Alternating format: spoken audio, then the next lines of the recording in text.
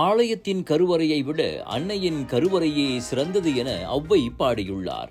அந்த சிறப்புமிக்க குணநலன்களை பெற்ற அன்னையர்களுக்கு மாயிகா தேசிய தலைவர் தான் ஸ்ரீ எஸ். ஏ. விக்னேஸ்வரன் அன்னையர் தின நல்வாழ்த்துக்களை தெரிவித்துக் கொண்டுள்ளார். அன்னையின் வயிற்றில் இருந்தே இந்த உலகத்தையும் உலக நடப்புகளையும் கவனிக்க தொடங்கும் குழந்தை அவளது வளர்ப்பில்தான் நாட்டுக்கும் வீட்டுக்கும் நல்ல பிள்ளையாக வளர்ந்து வருகிறது.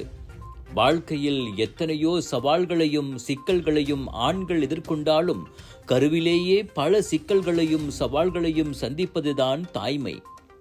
குடும்பத்தையும் குழந்தைகளையும் பார்த்து கொண்டு வேலையையும் பக்குவமாக அணுகி வீட்டுக்குள்ளும் வெளியிலும் பலவித சவால்களை சந்தித்து சாதனை படைத்து வருபவர்தான் அன்னை. அன்னையின்றி நாம் யாருமில்லை, அன்னையின்றி இவ்வுலகம் இல்லை.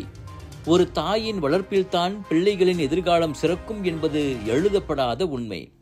பொறுப்புள்ள ஆளுமைகளை உருவாக்குவதில் தாயின் அர்ப்பணிப்பு பங்களிப்பு அளப்பரியது. ஆகையால் பெண்களின் தனித்தன்மை போற்றி பாதுகாக்கப்பட வேண்டும்.